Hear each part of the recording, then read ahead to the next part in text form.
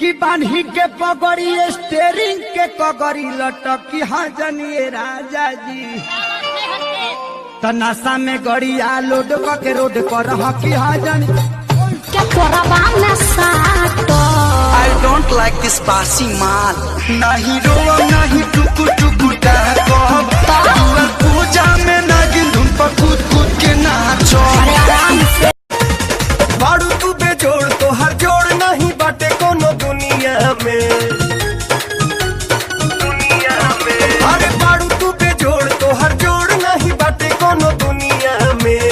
बारू तू बेजोड़ तो हर जोड़ नहीं बाटे कोनो दुनिया में हता देखे वाली चीज बाउढ़निया में हता देखे वाली चीज बाउढ़निया में अरे हमारा से कहे बारू तू फुलवले हम कहा कुछ भइनी जे बारू सतावले आप को तो घरे चला धनिया पलनिया बघुड़ा वाला भाई ऊपर वाली के चक्कर में लड़का को पिटाहिल बा लड़की के हो पहला प्रेमी पुलिस लेके आइल बा खेल हो गई कवन खेल हो गई डबल ड्यूटी वाला खेली कैसे खेल दादा रे माथा फेल हो गई लागे जाता में पिसा जाई बकेल दादा रे माथा फेल हो गई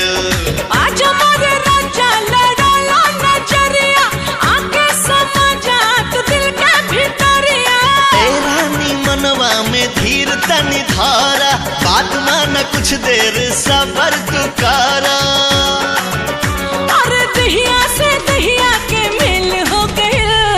खेल हो गई कवन खेल हो गई डबल ड्यूटी वाला खेली कैसे खेल दादा रे माथा फेल हो गई लागे जाता में पिसा जाई बकेल दादा रे माथा फेल हो गई धक्के वाला चीज झलकावा करू हो पेंजी जालीदार काहे आवा करू हो गोरी ठीक कमन फैशन देखावा करू अरे फूल सुंघला से काम चली सोरमी के सब हाथ पार कइले कैसे कैसे ओइनी बाबा खारा थाइले परोसिन खा आ हमारे करमा में ते बनरी लिखइले